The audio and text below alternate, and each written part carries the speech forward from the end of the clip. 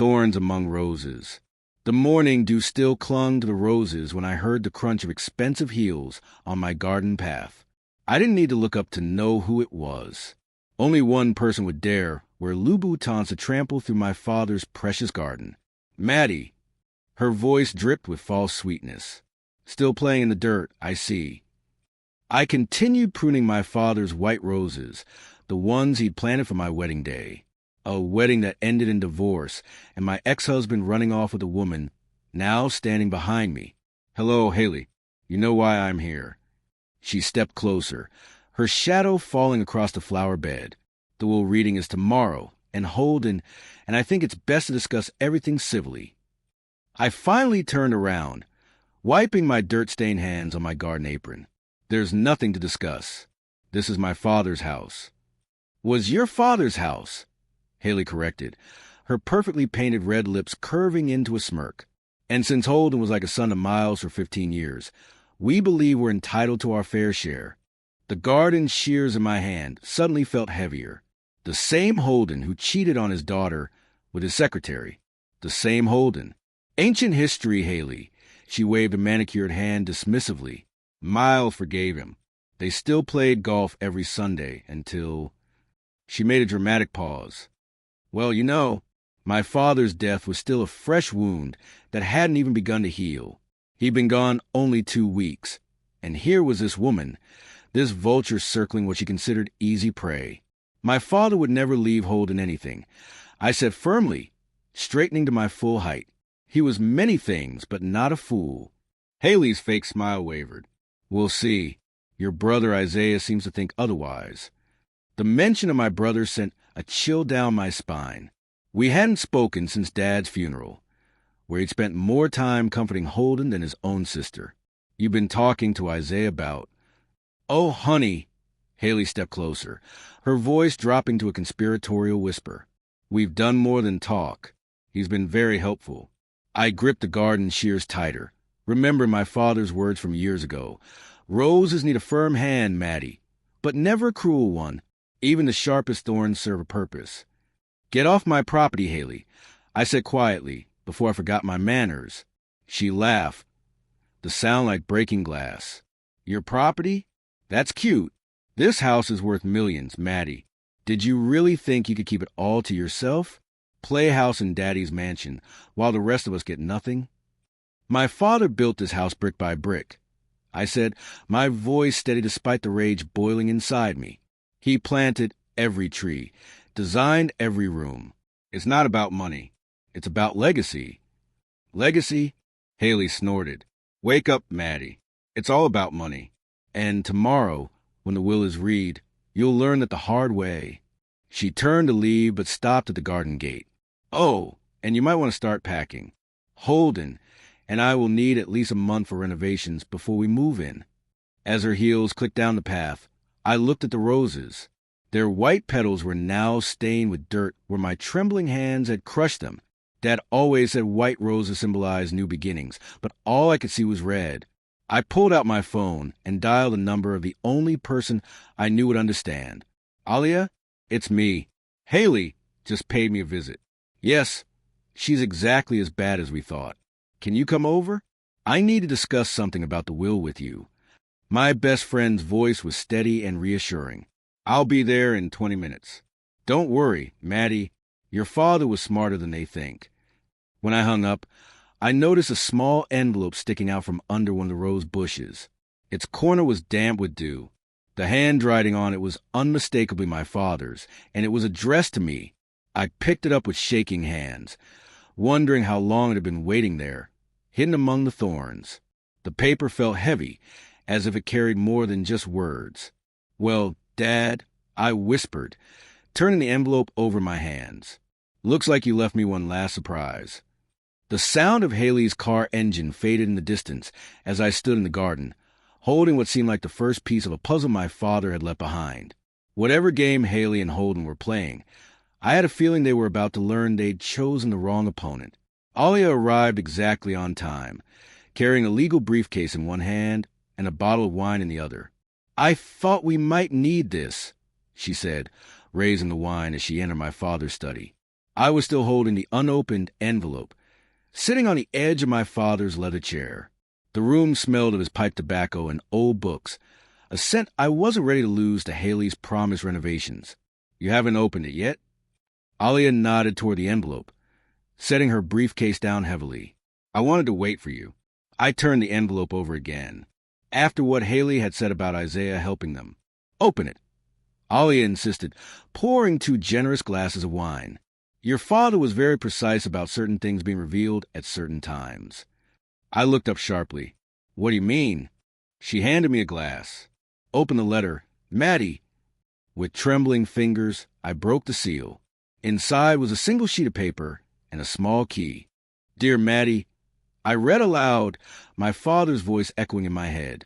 If you're reading this, then someone has already made a move on this estate. Knowing human nature as I do, I'm guessing it's Haley. She always reminded me of Shark, all teeth and no soul. Alia snorted into her wine glass. The enclosed key opens the bottom drawer of my desk. Inside, you'll find everything you need to protect what belongs to you. Remember what I taught you about chess. Sometimes you have to sacrifice a pawn to protect the queen. With love, Dad.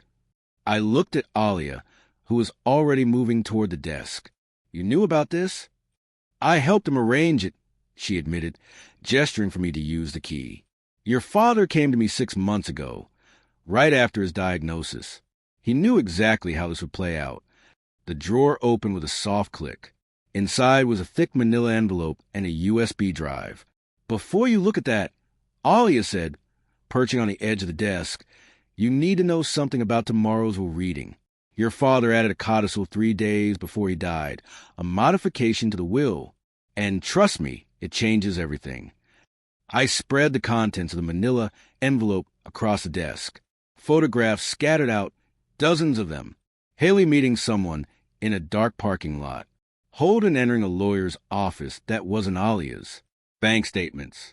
Email printouts. Dad had them investigated. Alia's smile was sharp. He had them followed. This USB drive contains video footage of Haley trying to bribe your father's nurse for information about his will, 2 days before he died.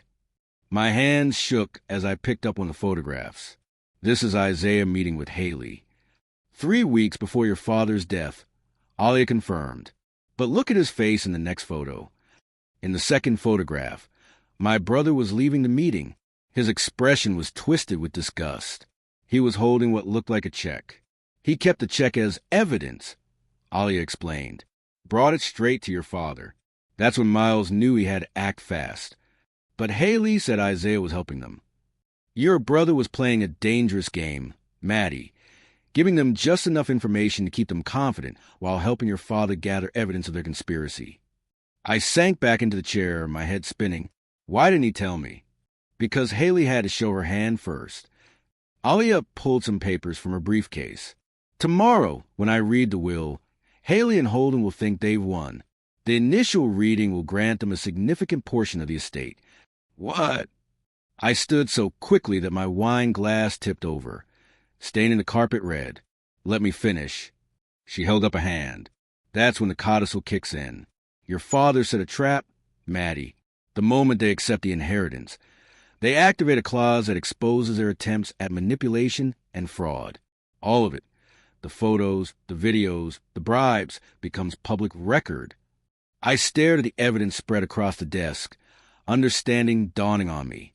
He made them think they were winning, so they'd incriminate themselves. Exactly. Alia's smile was triumphant. The real will leaves everything to you, with a trust set up for Isaiah. Haley and Holden get nothing except a very public exposure of their true characters. And tomorrow, Alia, finish your wine. We get to watch them walk right into the trap they set for themselves. Your father's final lesson about consequences. I picked up his letter again, running my fingers over the familiar handwriting. Even from beyond the grave, he was protecting me, teaching me, helping me fight. There's one more thing, Alia said gently. Isaiah asked to meet with you tonight. He has something else to tell you before tomorrow. I looked out the study window at the setting sun, thinking about my brother. about Haley's smug face in the garden, about all the pieces my father had carefully moved into place. "Tell him to come," I said. "It's time for our family reunion." Isaiah arrived after dark, nothing like the confident brother who'd stood beside Holden at the funeral. His designer suit was wrinkled, his eyes shadowed with exhaustion.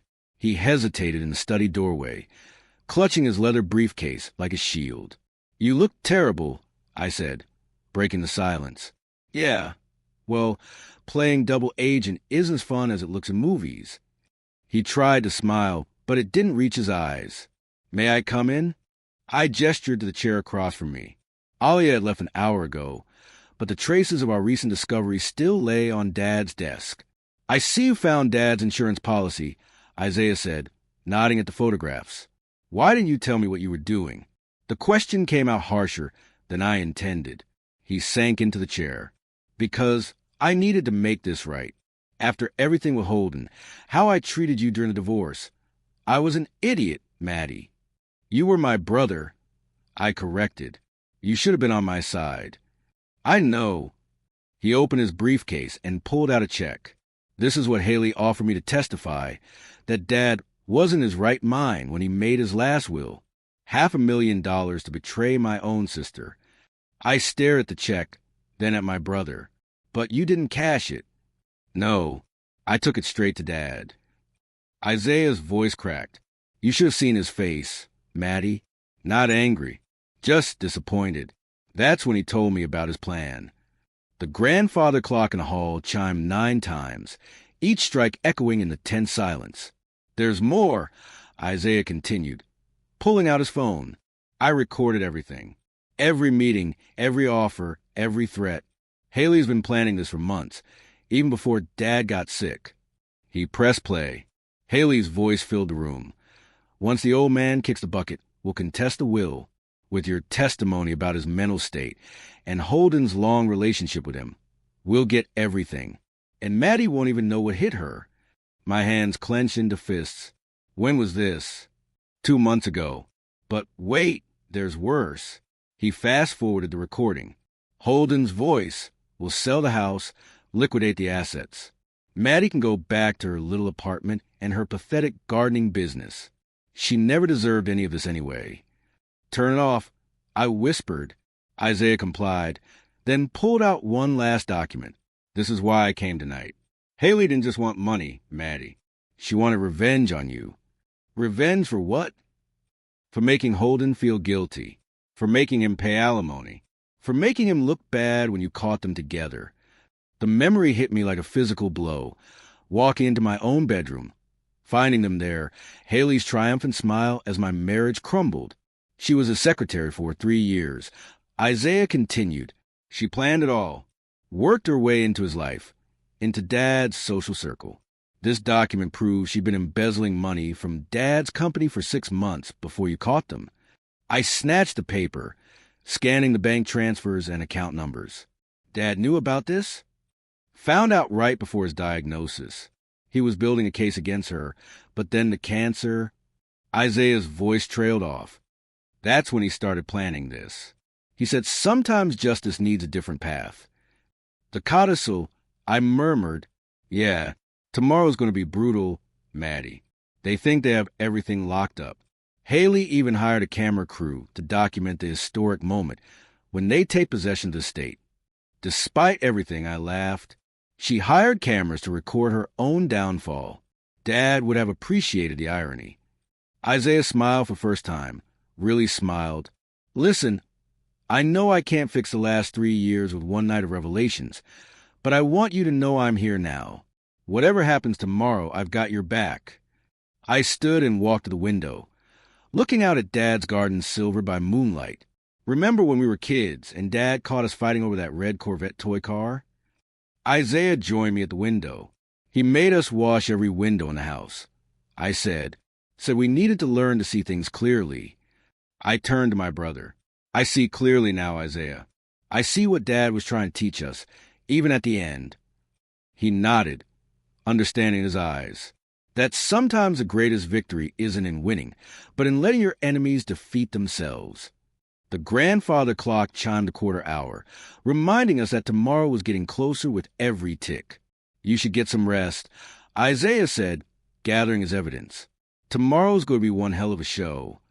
As I watched him leave, I touched the window glass, cool and solid under my fingers. Dad always loved these windows, said they were the eyes of the house, watching over his family. Tomorrow, they would witness justice being served, exactly as he'd planned. The morning of the reading dawned clear and bright. I was back in Dad's study, this time watching Alia arrange papers on a massive oak desk, while camera equipment was set up around the room. "Haley's crew is here," Isaiah announced, slipping through the door. "You should see her out there, rehearsing her gracious acceptance speech." "Everything ready?" I asked Alia. She patted her briefcase. "Everything. The codicil is sealed in this envelope, along with copies of all the evidence. The moment they accept the initial terms." Commotion in the hallway cut her off. Haley's voice carried through the door, high and excited. "We'll put the new chandelier here. The old one is so outdated." "Places, everyone," Alia murmured, adjusting her blazer. "Let the show begin." Haley entered first, dressed in a black dress that probably cost more than most people's monthly salary. Holden followed, looking uncomfortable in his tailored suit. The camera crew trailed behind them, adjusting lights and checking angles. "Maddie, Holden." Holden nodded awkwardly. It was the first time he'd spoken to me directly since the divorce. "Let's begin," Ollie announced, taking her place behind Dad's desk. As Miles's attorney, I'll be reading his last will and testament, as well as any additional documents he prepared before his passing. Haley was practically bouncing in her seat. "We're ready." The initial reading went exactly as Alia had warned me. Dad's estate, including the house and company shares, was to be divided. 60% to me, 40% to Holden and Haley. I knew it. Haley squealed, grabbing Holden's arm. Miles loved us too much to leave us with nothing. However, Alia continued, her voice cutting through Haley's celebration. There exists a codicil to the will, added 3 days before Miles's death. Haley's smile faltered. "What's a codicil?" "A modification," Holden explained, suddenly looking nervous. "What kind of modification?" Alia broke the seal on the envelope. "The acceptance of any inheritance under this was contingent upon a full investigation of certain financial irregularities discovered in the months preceding Miles's death." Silence fell over the room. Even the cameras seemed to hold their breath. "What irregularities?" Haley's voice had lost its triumphant tone. "Perhaps this will explain," Alia said, and began laying out the photographs, bank statements, and documents across the desk like playing cards in a deadly game. The camera crew, thinking they were capturing a routine legal proceeding, instead found themselves documenting the unraveling of conspiracy. Haley's face went pale as she recognized herself in the photographs. Holden's mouth opened and closed like a fish out of water. "These documents," Alia continued in her calm, professional voice, "detail attempts to bribe medical staff, embezzle company funds, and coerce false testimony regarding Miles's mental capacity." "This is ridiculous," Haley sputtered, but her voice cracked. "Those photos could be doctored. This is all some elaborate." "There's also video evidence," I said quietly, speaking for the first time since the reading began, "and audio recordings, all time-stamped and verified." Isaiah stepped forward, pulling out his phone. "Would you like to hear your conversation from 2 months ago, Haley? The one where you called our father the old man and discussed liquidating his life's work." The color drained completely from Haley's face. Holden looked like he might be sick. "The codicil is very clear," Alia continued. "Any attempt to claim inheritance while these irregularities exist results in immediate forfeiture of all claims, plus public disclosure of the evidence." "You can't do this," Haley whispered, but there was no fight left in her voice. "Actually, we can." I stood up, looking directly into the camera that had been meant to document her victory. "My father was a chess player, Haley. He taught me that the best strategy isn't always the most obvious one. Sometimes you let your opponent think they're winning, right up until the moment you reveal checkmate." The room fell silent, except for quiet were the cameras, still rolling, capturing every moment of Haley and Holden's humiliation for posterity. The real will, Alia announced, pulling out the final document, leaves the entire state of Madison, with a trust established for Isaiah. As for you two, she looked at Haley and Holden with cold professionalism. You get exactly what you deserve. Nothing, except the knowledge that your greed and deception are now a matter of public record. Haley tried one last desperate play. You can't prove we did anything illegal. Those photos don't prove. The embezzlement charges will be filed this afternoon. I interrupted. The bribery attempt is on video, and Isaiah's recordings provide clear evidence of conspiracy to commit fraud. As the full weight of the situation hit them, I saw the exact moment when Haley realized she'd been outplayed. Her carefully constructed facade cracked, revealing the desperate, grasping woman underneath. "This isn't over," she hissed, but even she didn't sound convinced. "Yes," I said quietly, "it is." As Haley and Holden were escorted out by the authorities Alia had quietly summoned, I stood in my father's study, my study now, and looked out the garden where this had all begun. The white roses were blooming again, their petals clean and perfect in the morning light. Dad had been right about chess, about roses, and about the importance of patience. Sometimes the most beautiful victories are the ones where you let your enemies defeat themselves. The cameras were still rolling when I picked up his final letter one more time, reading the last line aloud. "Remember, my dear daughter, the strongest roots grow deepest in the darkest soil." Outside, the roses swayed in the breeze, and I could almost hear my father's laughter carried on the wind. Justice, it turned out, was a garden that grew best when tended with care, patience, and just the right amount of thorns. The final gambit lost its triumphant shade. "Maybe this will explain," said Alia, spreading photographs across the table. "Or this USB drive containing footage of attempted bribery. Or these bank statements showing systematic embezzlement from Harrison Industries."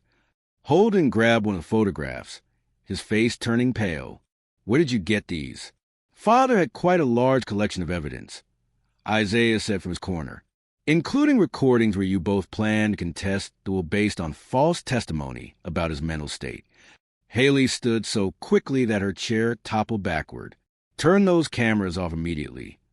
"Oh, no," I said, rising to meet her face to face. "The cameras stay on. You wanted to document this historic moment, remember?" "You can't do this," she whispered. "Holden, tell them they can't do this."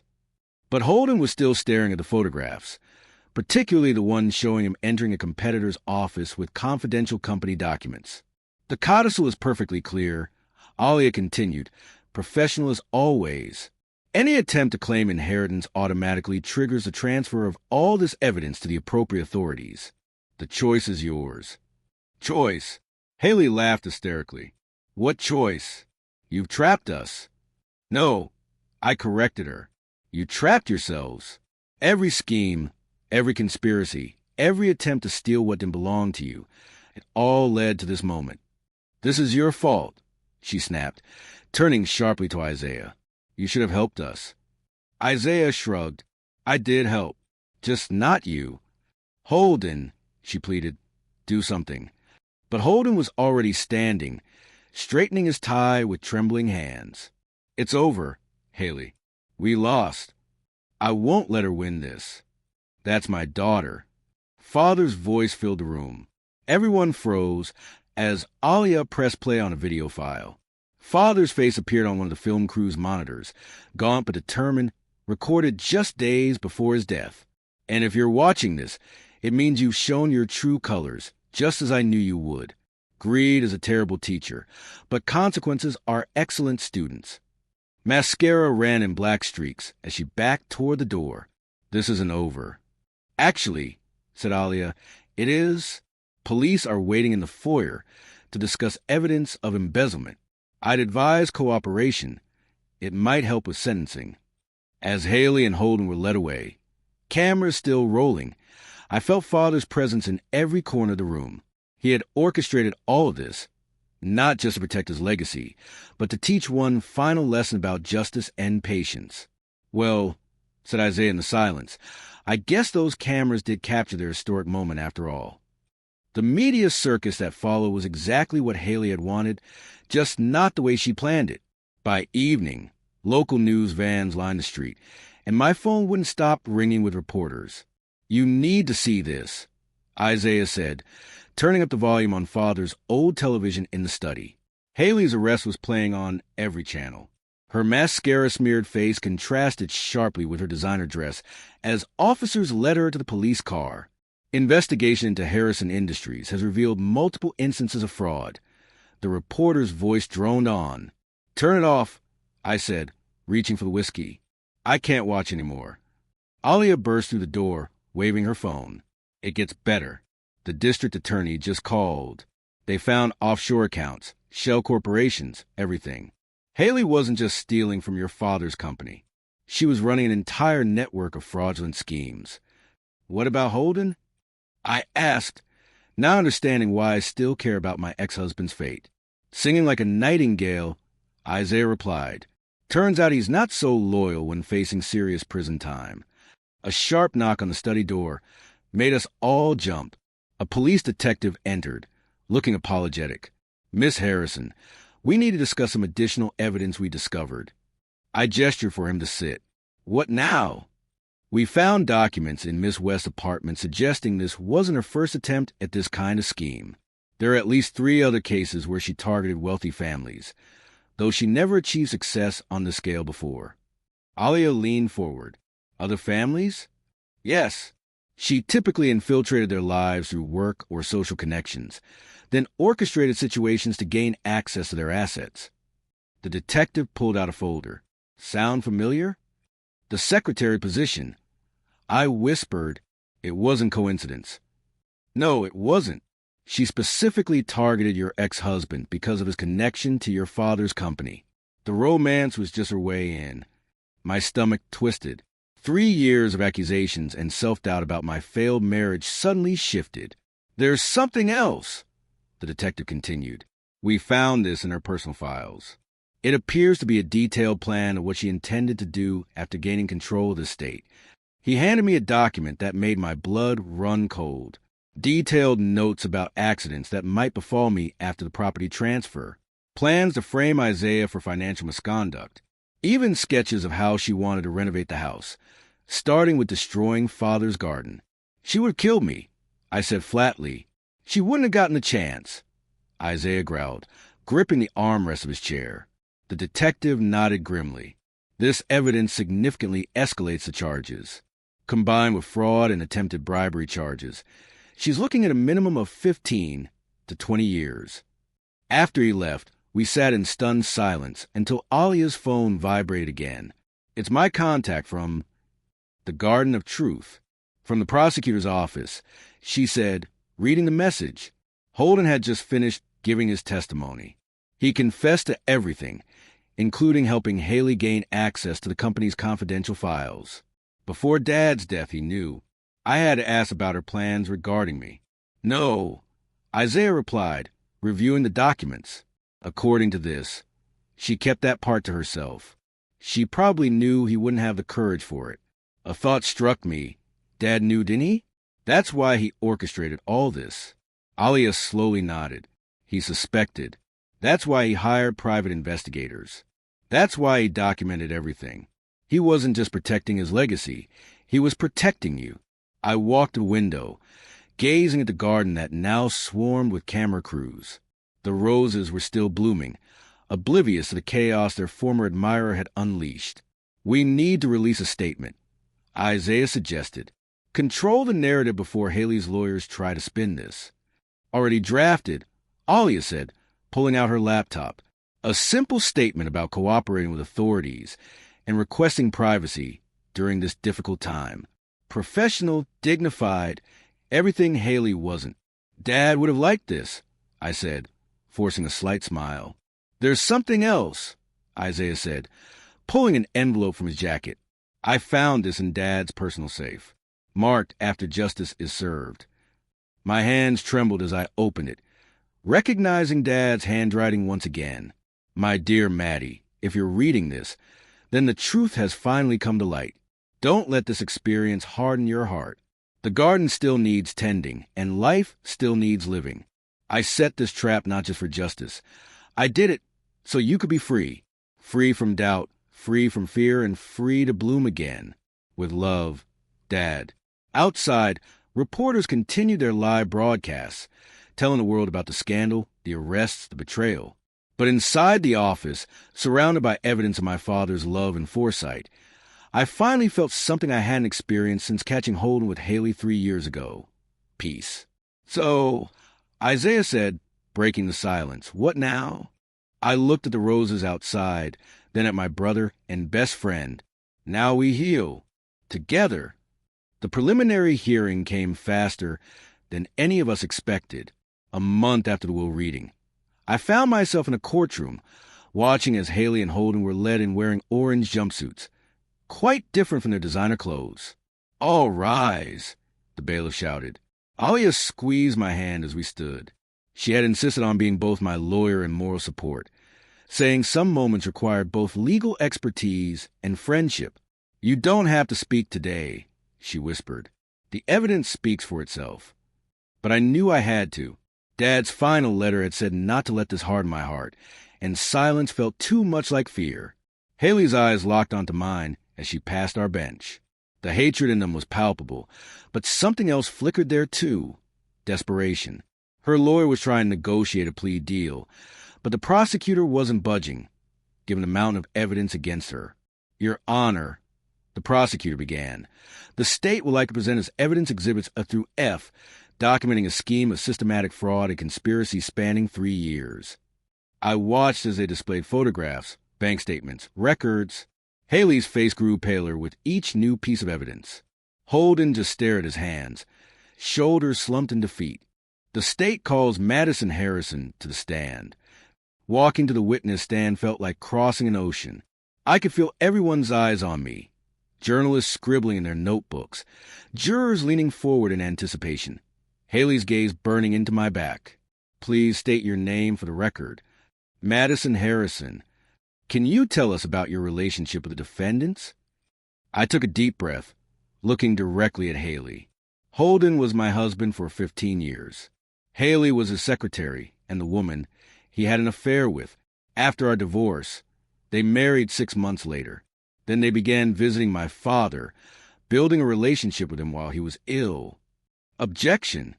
Haley's lawyer stood up. "Goes to motive, Your Honor," the prosecutor countered. "Shows the systematic nature of their plan." "Overruled." "Continue." I described everything. The visits, the manipulations, Haley's threats in garden, the evidence Dad had gathered. With each word, I watched Haley's carefully constructed facade crumble. "Miss Harrison." The prosecutor held up documents found in Haley's apartment. "When did you learn about these plans regarding your safety?" "Objection." Haley's lawyer practically shouted. "These documents are circumstantial, Your Honor. These documents detail specific plans to harm the witness after gaining control of the estate." The prosecutor replied. The judge looked at Haley over his glasses. "Overruled." "I learned about them after their arrest." I answered, my voice steady. "My father suspected something like this might happen. That's why he gathered all the evidence. That's why he changed his will. He was protecting me even after he was gone." Suddenly, Haley stood up, her handcuffs clanking. He was a manipulative old man who couldn't stand that his precious daughter was losing something. "This is all set up." "Miss West, sit down," the judge ordered. "You think you've won." Haley screamed at me. "You think this is over? I made your husband leave you once. I destroyed your marriage, and I'll find a way to destroy everything else too." The courtroom erupted into chaos. Bailiffs rushed to restrain Haley, who continued screaming threats. Holden looked like he wanted to disappear through the floor. "Order." The judge's gavel cracked like thunder.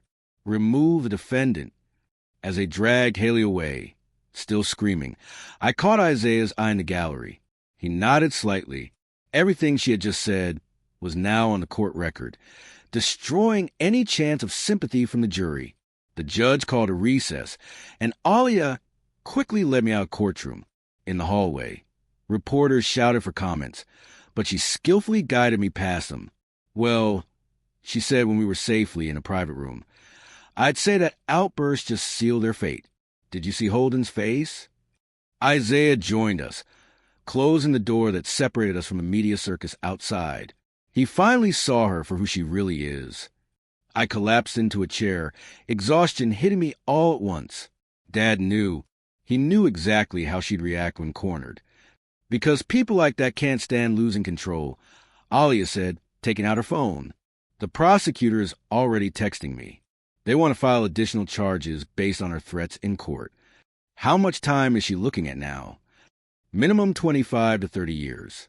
Holden might get less for cooperating, but he's still facing 10 to 15. I thought about Dad's roses, still blooming in the garden he loved. He always said truth eventually finds its way to the light. Speaking of truth, Isaiah said after the detective left, there's something else you need to know about Dad's evidence. What we found in his personal safe this morning. Back in Dad's office, Isaiah pulled out a worn leather journal. The police found this when they did a final search of Haley's apartment. It was hidden in a false bottom of her desk drawer. What is it? I reached the journal, but Isaiah pulled it back. Before you read this, you need to understand Dad knew about this journal. That's why he was so certain about Haley's intentions. Alia leaned forward. Is this what I think it is? Her playbook, Isaiah confirmed. Detailed accounts of every family she's targeted, every scheme she's run, including her original plans for us. He opened the journal to a marked page and began reading. The Harrison family presents a perfect opportunity. Wealthy patriarch, strained family relationships, naive daughter who trusts too easily. The husband is a weak link, easily manipulated through flattery and attention. My stomach clenched. Stop. You need to hear this, Maddie. Isaiah continued reading. Phase 1 complete, marriage destroyed. Phase 2, isolate the daughter from her support system. Phase 3, gain the father's trust. Final phase, eliminate all obstacles permanently. That's when Dad confronted her, isn't it? I asked, remembering Dad's sudden insistence on updating his will. Alia nodded. He showed me this journal 3 months ago. That's when we started building the case against her. But that's not all, Isaiah said, flipping to another section. She wasn't working alone. There's an entire network of people involved in these schemes. Names, dates, bank accounts, everything. A sharp knock interrupted us. Detective Mitchell entered, looking grimmer than before. We've gone through Miss West's contacts, he announced. Found something interesting about her past. She's not who she claims to be. He spread a series of documents across Dad's desk. Birth certificates, passports, driver's licenses, all with different names but the same face. Her real name is Margaret Phillips. She's wanted in 3 states for similar schemes. The FBI has been looking for her for years. Margaret Phillips. The name hit me like a physical blow. The woman convicted of killing that businessman in Florida? His death was ruled accidental. The detective corrected. Well, yes, same person. She served 5 years for fraud, got out, changed her identity, and started over. Your father was her biggest target to date. Alia was already on her phone. I'm calling the prosecutor. This changes everything. With these priors, she's looking at life. There's one more thing, the detective added. We found this in her safety deposit box. He handed me a USB drive. It's a recording of your father confronting her about the journal. Thought you want to see it. With trembling hands, I inserted the drive into Dad's computer. His face filled the screen. He was sitting in this very office, looking directly at Haley. I know what you're planning. Dad's voice was steel. I read your little journal. Quite a career you've had, Margaret. Haley's face on the screen went pale. How did you? The Garden of Justice. She really thought I wouldn't investigate the woman trying to destroy my family. I knew who you were from the day you started working at my company. Then why did you let me continue? Because sometimes the best way to catch a snake is to let it think it's winning. Dad leaned forward. You're finished, Margaret. Everything you've done, everyone you've hurt. It ends here. You're dying, Haley Margaret spat. You can't stop me. Dad's laughter was cold. My dear, I already have. You just don't know it yet. The video ended, leaving us in stunned silence. He knew I whispered. He knew everything from the very beginning. And he built an airtight case, Alia added, one that will protect you and expose her entire network. The detective gathered his documents. The FBI want to speak with you tomorrow. With this diary and your father's evidence, we can close more than a dozen cold cases. After he left, I walked to Dad's chair, running my hand over the worn leather. He let her think she was winning while making sure she'd never hurt anyone else again. Typical Dad, Isaiah smiled, always playing the long game. Alia's phone rang. The prosecutor just approved new charges. They're making this a federal case. Haley or Margaret will never see daylight outside prison again. I picked up Dad's diary from the table, the one he kept his entire life, and opened it to the final entries. Sometimes justice requires patience. Sometimes it requires sacrifice. But most importantly, it requires faith in the truth. Maddie will understand when the time comes. The garden will bloom again, stronger than before. The preliminary hearing resumes tomorrow, Alia said gently. Are you ready to finish this? I looked at the evidence spread across the table, at Dad's diary, at the garden outside the window where it all began. Yes, I said, it's time to finish this. For Dad, for everyone she ever hurt, and for you, Isaiah added. Mostly for you. The final bang of the judge's gavel echoed through the courtroom like thunder. In light of the overwhelming evidence and additional federal charges, this court sentences Margaret Phillips, also known as Haley West, to life imprisonment without the possibility of parole. Haley, Margaret, stood motionless in her orange jumpsuit, all traces of her former polished facade gone. As they led her past our bench, she stopped, turning to me one last time. I hope you're happy, she hissed. You ruined everything. No, I replied calmly. You did that yourself. The only difference is this time your target fought back. The bailiff dragged her away as she tried to respond. Behind her, Holden was already being led away to begin serving his 15-year sentence. Outside the courthouse, reporters surrounded us, but Alia's firm voice cut through the chaos.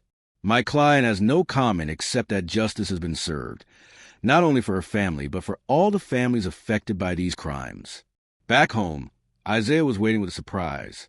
The FBI finished processing Dad's office. They found this hidden in his desk. He handed me a small box. Inside was a single key and a note. When Justice Blooms, check the greenhouse. The greenhouse had always been Dad's personal sanctuary, the place he went when he needed to think. I hadn't entered it since the day he died. Do you want us to come with you? Ali asked. I shook my head. I need to do this alone. The greenhouse key turned smoothly in the lock. Inside, the air was warm and thick with the scent of blooming flowers. Dad's beloved orchids were still thriving. Clearly someone had been caring for them, probably Isaiah in recent months. In the center of the greenhouse stood Dad's workbench, and on it a large envelope with my name. Inside were property deeds and another letter. My dear Maddie, by this time justice has been served and the truth has come to light.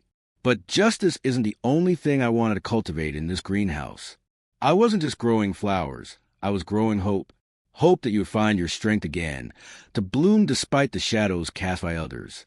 The property deed in this envelope is for the vacant lot next to your old flower shop. I bought it the day after I confronted Margaret. It's time with Adam Harrison to expand beyond our home. Your talent for bringing beauty into the world shouldn't be limited to one garden. Remember what I taught you. Some flowers bloom best after frost. You survived your winter. Maddie, now it's time to bloom again. With love, always, Dad. I returned to the house in a daze, clutching the property deed and letter. Isaiah and Alia were waiting in the kitchen. Well, Isaiah asked. I unfolded the document on the counter. He bought me the lot next to my old shop. He wanted me to expand the business. That's not all he did. Alia pulled out her tablet. The Harrison Gardens trademark was registered 6 months ago. He set everything up. Business plans, permits, financing. All that's needed is you. And us, Isaiah added. I learned a thing or two about gardening these past months. Someone had to keep his orchids alive. A knock at the door interrupted us. The detective entered, looking pleased. Just wanted you to know, 3 more victims of Margaret's schemes have come forward. With your father's evidence, we're going to close more than a dozen cold cases. Dad would have loved that, I said. He always believed every truth eventually finds its light. Speaking of truth, Isaiah said after the detective left, I found something else while tending the greenhouse. He pulled out his phone and showed me a photo of a small plaque hidden among the orchids. The inscription read, "From Maddie, who taught me that the strongest flowers grow in broken places." He put that there right after my divorce. I realized he already knew then that I'd find my way back. So, Alia said, pulling out her legal pad with a familiar gleam in her eyes, shall I start drawing up the business papers for Harrison Gardens? I looked at Dad's garden, where the roses were still blooming despite everything that had happened. Beyond them, I could see the future he had planned for me. Not just justice, but growth. Not just survival, but flourishing. Yes, I said, feeling stronger than I had in years. It's time to grow something new. For Dad, Isaiah raised his coffee mug. For justice, Alia added, raising hers. I picked up my mug, thinking about orchids and roses, about truth over time, about endings and beginnings, about blooming again. Through the window, the garden glowed in the afternoon sun. Each flower a testament to Dad's faith that beauty could grow even in life's hardest soil. He had given me more than justice. He had given me back my future, bloom by bloom.